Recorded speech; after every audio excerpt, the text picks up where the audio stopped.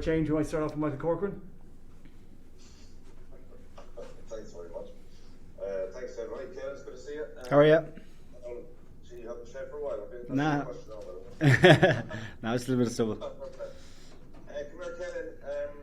How are you enjoying camp? I mean, I know that you've been in kind of thereabouts like in the past, but you're there with some other people with two decent enough games coming up in a couple of weeks' time. How have you found being part of that environment again? Yeah, good. I think, as you said, I've been in before, so I kind of knew kind of my way around the place and stuff like that. So I was a little bit more relaxed coming in. And yeah, look, there's two competitive games in my mind coming up, and I just want to put my best foot forward in training and try get a cap in one of them. Can you talk about how your game has evolved, in the last, say, even 12 months? You seem to have benefited an awful lot from starting more games, as a thing from a roll off the bench. It's obviously 23-man effort these days, but you're starting more and more matches now. Yeah, just getting minutes and kind of, as you said, my game is evolving, and it has to. I think rugby is evolving every year. So, yeah, look, I think putting a few games together, you kind of see where your strengths and weaknesses are. And I've worked really hard and over the last kind of 2 to 3 years on my game and my whole game, not just kind of my basic skills, but my game management and my game understanding. So, yeah, I think I'm at a good place at the moment, but there's still always room for improvement.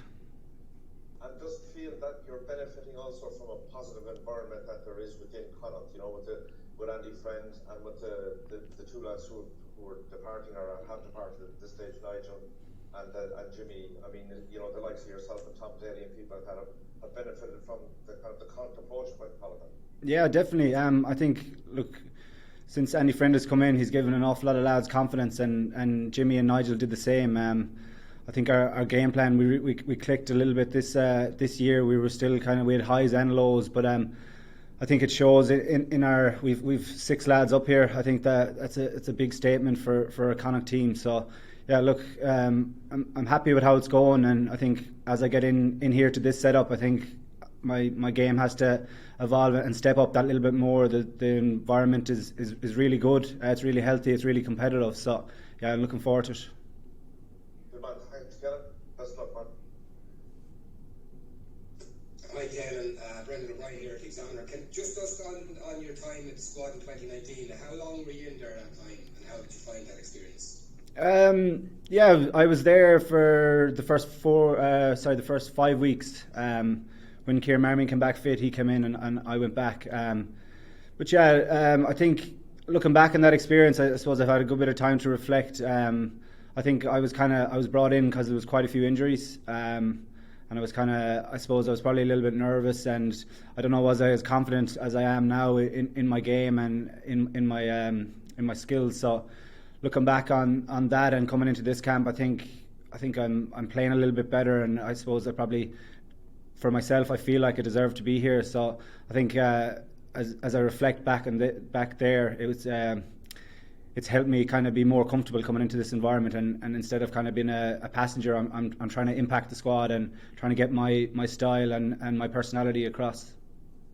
And I'll add to that then as well, the fact that in 2019 you say maybe injuries had a part to play. You look at the scrum-halves who were available this time who aren't there. I mean, that must give you a huge dose of confidence going forward, that you've been given, I suppose, that vote of confidence by Andy and the coaching staff. Yeah, it's huge.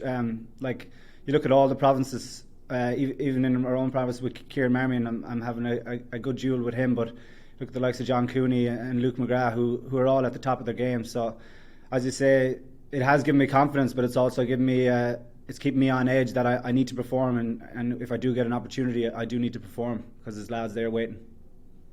Can I just ask you, there's a lot of lads in this squad who wouldn't be from maybe the normal pathways of the schools game. There's lads from West Cork and all sorts of strange places knocking about the place. So you played youths for Ireland. Can you just tell us a little bit about your experiences, your first games maybe in an Ireland jersey with the youth team? Are there any guys who you played with then still knocking about professional games, that kind of thing? Yeah, I came through the youth system. I think Jack O'Donoghue was there. I think he was our captain in the youth squad. But yeah, I think Irish youths. I think it could have been my 7th or 8th game ever playing scrum half. So I moved into scrum half quite late. It was actually Nigel Caolin that moved me in when I was about 17. I was reluctant to do it, but I think my height caught up with me.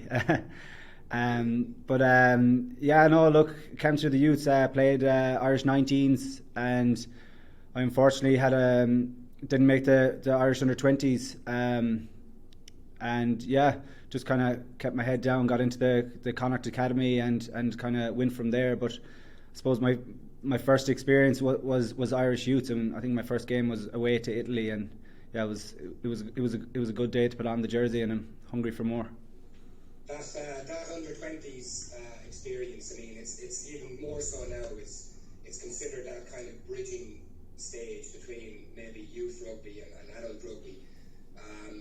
How big a disappointment was that at the time, not to get selected? Were you hopeful of getting a place in the squad that year? Yeah, I was very hopeful.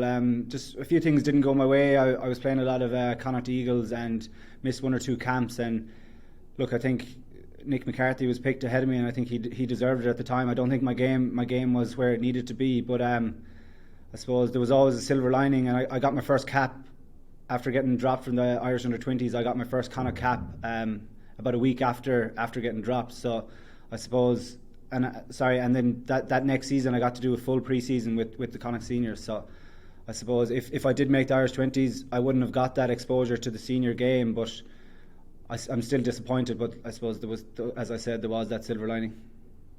We were talking to Tom Daly during the week as well about his kind of road less travelled as well. Does it mean a little bit more then to the likes of yourself and Tom when you do get the call up, and is there that bit more determination to kind of make it work for you when you are in camp? Yeah, there is, but I think it doesn't really matter what way you come through or where you come from. If you have the ability and you're playing well, I don't think. Well, personally, I don't ever really think of that. I just concentrate on how I can impact the squad and my role in the squad and my skills and stuff like that. So I don't really, personally, I don't think about that. But if Anton, I would hope that it gives a lot of people around, a lot of young people around Ireland, a lot of kids, that there is them structures there. You can come from I come from a junior rugby side, a small village called Monavea, and I suppose if you work hard and stay working, that there is that pathway all the way through. Just finally for me, there's a lot of new guys in the squad, so what sort of feedback do you get from Andy and the coaching staff? Is it all team-based, squad-based, or is there scope for you guys to get a little bit of one-on-one time with the coaches about what they're looking for and what you can work on?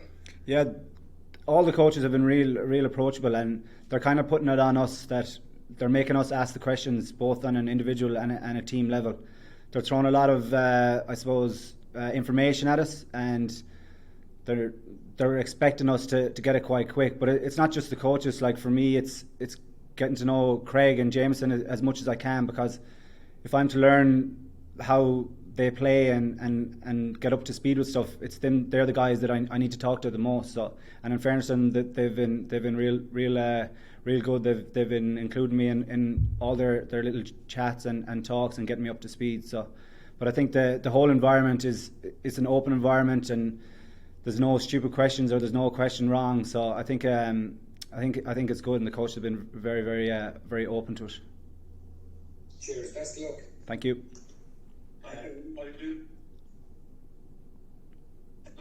Darragh here. How do you doing, Caolin?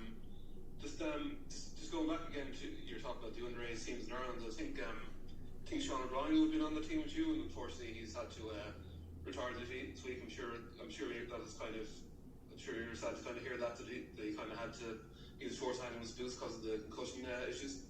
Yeah, I actually lived with Sean for a few years back in Galway. Moved out only recently. I think he's another guy that had to retire way too soon, and he had such ability. I think he's had such a tough time with injury, but I think it just shows the resilience and the toughness of him, that he's stuck in there and actually got this far. But yeah, it's sad for him to retire. But and I know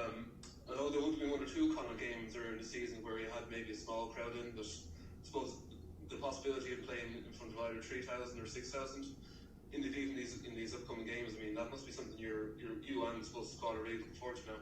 Yeah, look, I think there was a few of us watching the Euros last night, and there was 60,000 in a stadium, and we were just kind of dreaming, saying that we'd absolutely love to be playing in a full stadium. But I think at this stage, 3,000 people in a stadium would feel like 60,000 because we've been so used to of nobody. But yeah, no, look, I think as much as we're looking forward, I think the fans are looking forward to it just as much. So hopefully I personally get to feel it. Sure, and I know you would have played Gaelic football and hurling quite a bit underage. Was there kind of a point where you kind of, for rugby, kind of go over that, you know, that was going to be your path towards those in the sporting sense? Yeah, look, I tried to play it as much as I could, and it was probably when I was 19 I had to stop really because rugby was getting a little bit more serious. But yeah, no, I think it was when I got into the Connacht Sub Academy, I kind of made the decision where I was like, I could have a future in this, but I still miss the GA a lot. That's great, Ken. Thanks very much, and best of luck now. Thank you. Hey Caolin, there you were quite late moving to scrum half. Were you 10 before that, was it? I played as an out half and as a 13 for Monivea juniors. So it wasn't really until I went dual status with Monivea and Galwegian seniors that I was actually playing scrum half with Galwegian seniors, and I was playing 13 with Monivea. Usually on a Saturday with Wegians and a Sunday on Monivea. I was usually playing 2 games, but I moved in quite late, so I suppose that's why I've had to work so hard. I don't think it came exactly naturally to me because I just didn't have the game awareness. I didn't have the skills straight away. So I suppose that's why I felt I had to work extra hard, because I suppose I had to. If you look at the likes of the lads that had started at scrum half probably when they were 12, 13, they probably had about 6 or 7 year head start on me. So that was my kind of pathway through. Yeah. Were there any scrum halves like 10 years ago who you were like watching or modelling yourself on? Not really. I suppose I always looked at Kieran Marmion in Connacht because he was the closest thing, and I suppose that was the level I had to get to. But no, I've had extremely good coaches that have helped me along the way. So yeah, I think I was just trying to develop my own style, and it took me a while, but I feel like I'm getting there. I would say I'm still there. Yeah, and also just among the 4 provinces now, like there are probably 8 scrum halves who believe they could be in this Ireland squad. Like, is this probably the strongest batch that you can remember? Definitely. I think, as you said there, like even in this Irish setup, it's extremely competitive. But each province has their own. But I think that's the way it's gone. I know it was referenced earlier, but I think you need to have 2 top 9s in a 23 anymore, because I think the days of a scrum half playing 80 minutes is long gone. I think you need a 20 or 30 minute scrum half off the bench nearly every year or every game. So I think the provinces have adapted to that, and I think a lot of credit goes to the academies. I think they're bringing through a lot of homegrown talent. So yeah, I think it's Irish rugby in the sense of a scrum half is in a good place. All right. Thanks, Ken. Best of luck.